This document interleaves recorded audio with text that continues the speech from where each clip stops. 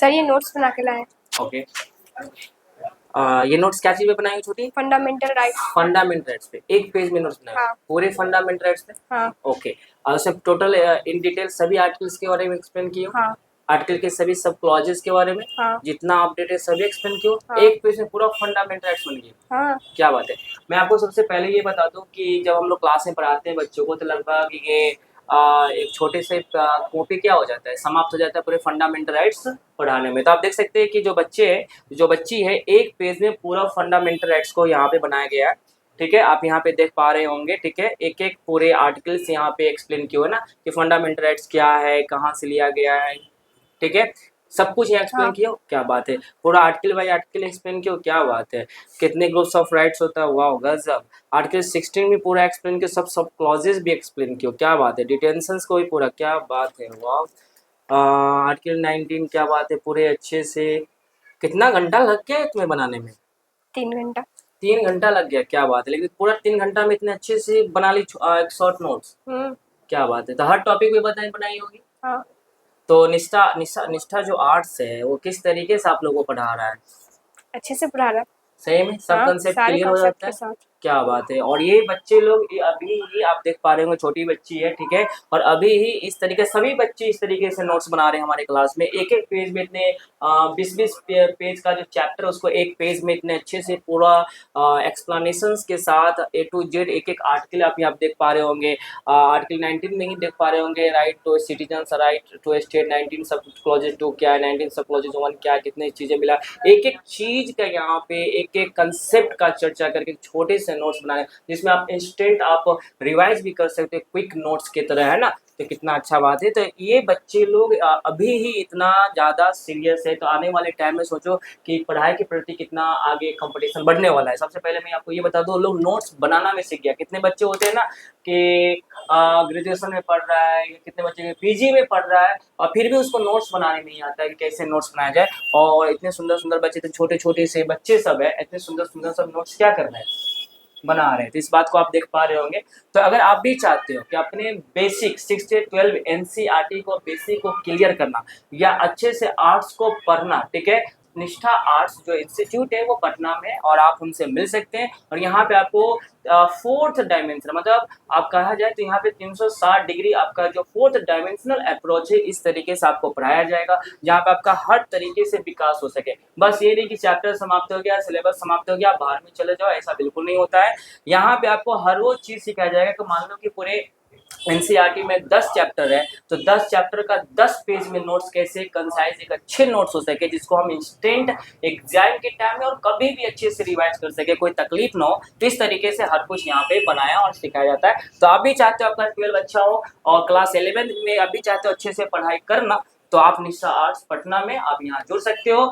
I hope कि यह बात समझ गए होंगे। और फिर से आप एक तरीके से मैं फिर से दिखा दो, ये नोट्स है, ठीक है, जो बच्चे लोग या बच्ची लोग यहाँ पे बना रहे हैं एक अच्छे तरीके से आप यहाँ पे देख पा रहे होंगे, हर कुछ यहाँ पे एक्सप्लेनेशंस के साथ और पूरे अपडेट के साथ। ठीक है छोटी, तो ऐसे ही मेहनत करते रहो और सक्सेस के रास्ते पे बढ़ते रहो। ठीक है सर, फंडामेंटल राइट्स का 1 पेज में नोट्स बना कर पाएंगे? ओके। तो ये फंडामेंटल राइट्स का पूरे पूरे complete fundamental rights sir. Okay, क्या बात है। तो पूरे के पूरा इन डिटेल वर्णन किए हो? जी सर। पूरे एक एक आर्टिकल्स के बारे में? जी सर, अच्छा। केस स्टडी के बारे में। क्या केस स्टडी के बारे आर्टिकल में? और केस स्टडी सभी, मतलब क्या जो जो अभी तक कौन कौन से आर्टिकल्स को लेकर क्या क्या इवोल्यूशंस, मतलब क्या क्या केस स्टडी, सब कुछ इसमें जी सर। डिस्कस नहीं करो, टोटली एंटायर। क्या जी बात सर। है, वाह गजब। ठीक है, तो अनुच्छेद 12 में आर्टिकल 12 में क्या कहता है छोटू? इसमें परिभाषा की बात किया गया सर। क्या चीज की परिभाषा? राज्य की परिभाषा की क्या बात। बात है, राज्य की भाषा। जो राज्य की परिभाषा मौलिक अधिकार 12 में आर्टिकल 12 में दिया हुआ है, क्या डीपीएसपी में लागू होता है? जी सर। क्या बात है, वेरी नाइस। पूरा एक्सप्लेन किया, 31, 32, 33, 34, क्या बात है, 24 कॉन्स्टिट्यूशनल अमेंडमेंट एक्ट, क्या बात है, वेरी नाइस, वाह।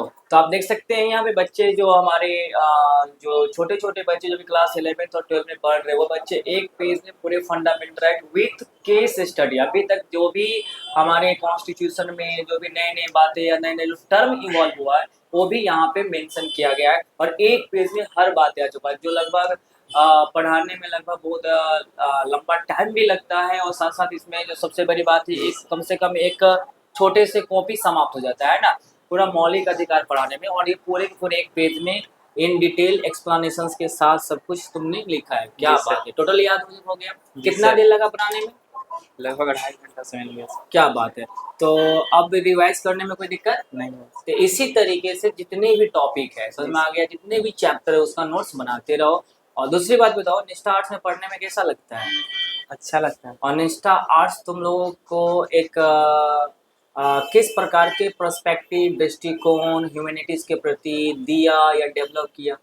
जी सर, हर पर्सपेक्टिव के बारे में सिखाते हैं, मुझे किस तरह में सोचना है, किस Okay. टॉपिक पर हमें किस तरह से सोचना है। हम्म, किसी भी टॉपिक के लिए मतलब एक ही पर्सपेक्टिव में अलग अलग पर्सपेक्टिव होता है। क्या बात है।